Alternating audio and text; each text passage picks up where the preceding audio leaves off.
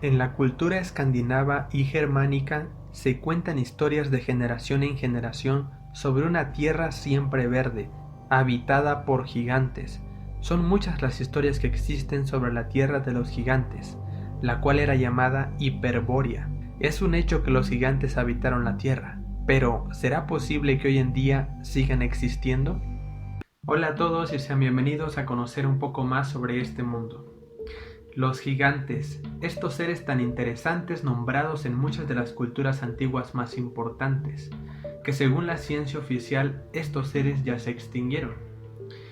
Pero hay muchas historias y muchos testimonios de personas que nos dicen que posiblemente hoy en día estos seres puedan seguir existiendo y habitar el interior de la Tierra.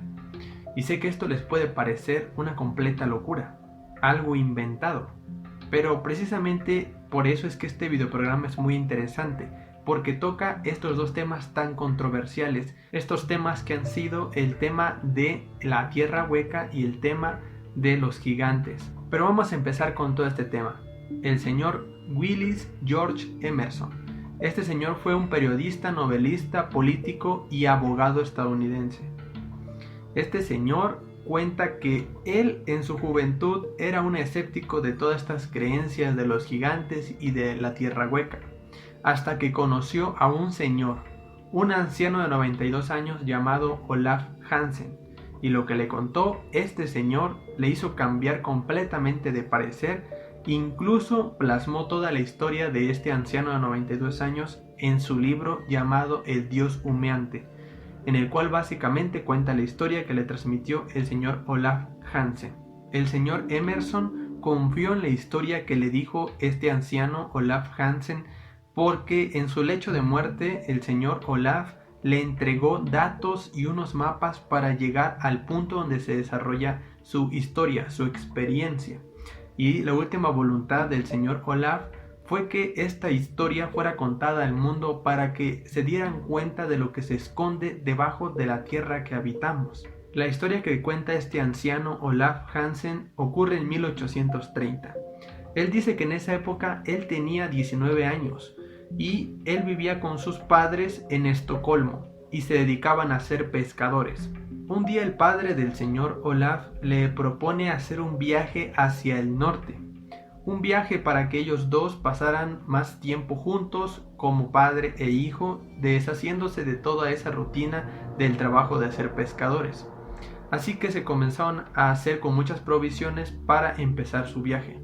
Y fue así como emprendieron ese viaje hacia el norte. Al principio del viaje todo iba bien, pero al pasar los días se fueron topando con unos témpanos de hielos, unos icebergs y de pronto fueron envueltos en una feroz tormenta de nieve, la cual duró muchos días. Al paso de los días se dieron cuenta de que las aguas del mar fueron envueltas por una gran niebla muy espesa, que no los dejaba ver el agua de los mares. Al pasar los días de este mal clima, por desgracia las cosas para ellos no iban a mejorar, ya que comenzaron a toparse con unas gigantescas olas que casi vuelcan el barco en el que ellos dos iban. Pero por suerte lograron pasar todas esas dificultades y el barco quedó en completa calma. Habían pasado 5 meses de viaje y después de las feroces olas, Olaf y su padre salieron del camarote del barco, solo para darse cuenta de que había un sol completamente extraño, muy diferente al que ellos habían visto. Este sol parecía estar más cerca de la tierra y era de un color rojizo, pero ellos pensaron que era un espejismo y decidieron seguir adelante, hasta que se toparon con tierra a lo lejos. Pero de pronto empezaron a escuchar unos cánticos a lo lejos acompañados de instrumentos de cuerda. Estos cánticos procedían de un barco gigantesco. En este barco estaban 6 hombres que medían más de 3 metros de estatura. Estos gigantes abordaron el barco de Olaf y su padre, y al intentar comunicarse se dieron cuenta de que los gigantes hablaban una lengua muy extraña, pero parecían ser muy amables. Estos gigantes tenían el cabello rojizo, otros negro y otros rubio. Tenían barbas muy grandes y vestían con túnicas ajustadas a la cintura, con bermudas y sandalias adornadas por oro. Estos gigantes llevaron a Olaf y a su padre a sus pueblos, y Olaf y su padre quedaron completamente asombrados al ver las gigantescas casas de esa ciudad, una ciudad en que la arquitectura era completamente diferente a la que ellos conocían. Algo que les impresionó demasiado era que había mucho oro por toda la ciudad a manera de adorno. La vegetación también era gigantesca. Los árboles más grandes de la tierra no se comparaban con los que allí habían. Las frutas y los vegetales eran de tamaño desproporcionado. Los racimos de uvas medían más de 1 metro y cada uva era tan grande como una naranja. Las manzanas eran del tamaño de la cabeza de un hombre. 1/4 de toda la superficie que ellos lograron ver era agua y 3/4 eran tierra. Los animales que allí habitaban también eran de proporciones gigantescas, tanto que daba demasiado miedo acercarse a ellos. Y en el centro de todo lo que lograban avistar estaba la gigantesca bola roja que ellos habían visto al principio. Esa bola roja era el sol interno de la Tierra, o al menos eso parecía para Olaf.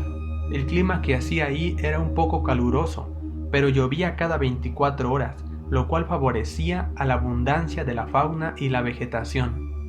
Tras llevar un tiempo en ese lugar paradisíaco, el padre de Olaf y él decidieron volver a casa, ya que se habían ausentado por mucho tiempo.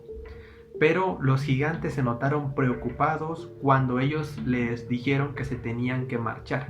De una u otra forma les hicieron saber que ellos se tenían que marchar. Al parecer los gigantes no querían que el padre de Olaf y él regresaran, porque temían por el hecho de que no sabían si iban a poder regresar. Pero al final se hicieron a la idea y los despidieron dándoles pepitas de oro y dándoles mapas de sus ciudades, de las ciudades de estos gigantes. Estos mapas serían los mismos que el señor Olaf en su lecho de muerte le daría al señor Emerson. Y fue así como emprendieron su viaje de vuelta a casa, de vuelta a Estocolmo. Y tras llevar 45 días en los cuales también se habían topado con muchas dificultades, témpanos de hielo, iceberg y feroces tormentas y olas, y tras pasar por todas estas dificultades, para mala fortuna de ellos dos, chocaron contra un gigantesco iceberg, en el cual se perdió el barco y por desgracia el padre de Olaf falleció. Este señor no pudo sobrevivir a eso. Olaf se puso a salvo encima de un gigantesco témpano de hielo, y fue ahí cuando estuvo un par de días hasta que fue encontrado por un barco ballenero. Cuando Olaf es rescatado por este barco ballenero, él le cuenta su historia al capitán del barco, pero el capitán del barco, al igual que la tripulación, pensaron que Olaf estaba muy loco, así que decidieron esposarlo al barco. Y ahí estuvo hasta que Olaf se las ingenió decidiendo mentir para que lo dejaran libre. Entonces dejan libre a Olaf y él logra regresar a Estocolmo. Habían pasado 4 años y 8 meses desde que Olaf y su padre se habían ido, y Olaf regresó a su casa solo para enterarse de que su madre había muerto y de que su tío había heredado todos sus bienes. Así que Olaf fue a buscar a su tío para contarle todo lo que él y su padre habían vivido. Pero el tío de Olaf lo tomó como un loco, y tal vez por el hecho de no querer darle nada de lo que había dejado su madre, el tío de Olaf decidió mandarlo a encerrar en un manicomio. Y ahí estuvo Olaf durante 28 años. El pobre de Olaf fue liberado en 1862. Y él decidió no volver a contar nunca más su historia para que no lo tomaran como un loco y no le pasara lo mismo. Así que decidió volver a ser pescador, y así estuvo durante 27 años más hasta que conoció al señor Willie George Emerson. En el libro de la Tierra Hueca, escrito por Eduardo Elías, se comenta que el diámetro de las aberturas polares debe ser de aproximadamente 2000 kilómetros y sus bordes están cubiertos de una capa atmosférica de unos 6 kilómetros de espesor. Cuando las nubes de la abertura se disipan, permiten la salida de la luz del sol interno de la Tierra. Esta luz, al ser proyectada entre las nubosidades de nuestra atmósfera, se descompone en varios colores, lo que conocemos como aurora boreal. Varias personas interesadas por las auroras boreales, entre ellas muchos astrónomos, han investigado las auroras boreales, llegando a la conclusión de que prácticamente todas adquieren formas circulares.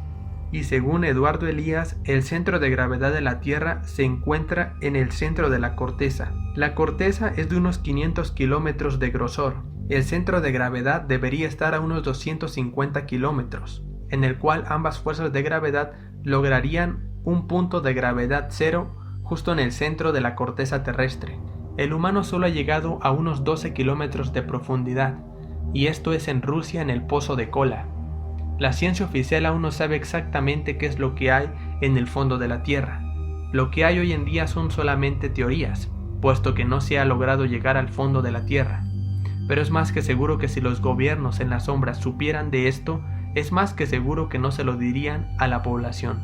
Y como dije al principio, este tipo de historias basadas en experiencias personales abundan en los países escandinavos.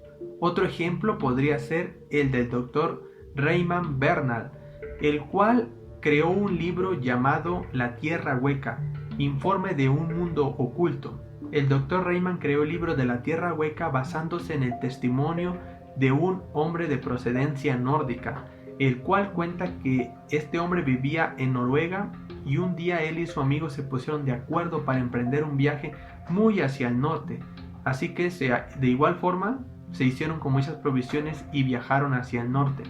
Solo que ellos no pasaron por estas dificultades, pero en vez de eso pasaron por un vasto cañón que los condujo, según este hombre, al centro de la Tierra, al fondo de la Tierra, en donde se encontraron con el mismo lugar que se encontró el señor Olaf, con este lugar paradisíaco lleno de estas frutas gigantescas, de esta vegetación tan gigantesca, de animales gigantes, y también habitada por estos gigantes que este señor decía que eran muy amables. Otra cosa muy interesante también es que en todas estas historias de los países nórdicos se hace mención a Hiperbórea, a que este lugar habitado por estos seres gigantescos sería la mítica Hiperbórea. Y algo muy curioso es que la palabra Hiperbórea significa más allá del norte, y en la cultura griega se le hace mención diciendo que el dios Apolo viajaba cada 19 años a Hiperbórea para rejuvenecer.